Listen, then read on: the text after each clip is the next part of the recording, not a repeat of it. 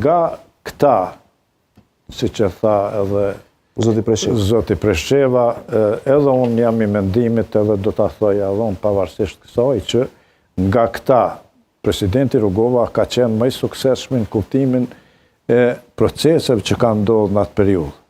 Sepse presidenti Rugova edhe si president i Kosovës, që ne kemi shpallë Republikë, por që s'ka qenë pranuar në asnjë institucion përveç Shqipërisë që e ka pranuar, pra ai në cilësi edhe si president, edhe si kryetari i LDK-s, i ka hapur gjitha dyert e rëndësishme të kancelarive evropiane dhe të Shtetit Bashkuara të Amerikës.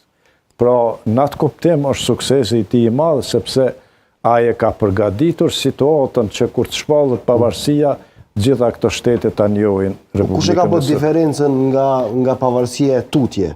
Nga presidenti? A është zonja Osmani ajo e cila... Unë mendoj padyshim që zonja Osmani ka qenë më e suksesshme pas presidentit Rugova, ka qenë më e suksesshme veçanërisht në sferën ndërkombëtare. Në të gjitha takimet unë mendoj që ajo ka lënë një përshtypje shumë të mirë dhe ka përfaqësuar në mënyrë shumë denjë Kosovën dhe interesat e saj. A meriton edhe një mandat edhe si do duhet vepronte LDK-ja? Unë këtë kontekst, si opinion tuaj, krejt këtyre zhvillimeve, nuk e shoh një figurë tjetër që do të ishte më i suksesshëm se sa zonja Vjosa Osmani. Unë nuk e shoh.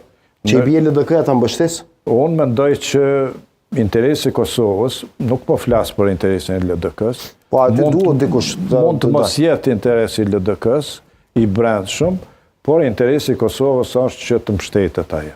Të mbështetet zonja Vjosa Osmani.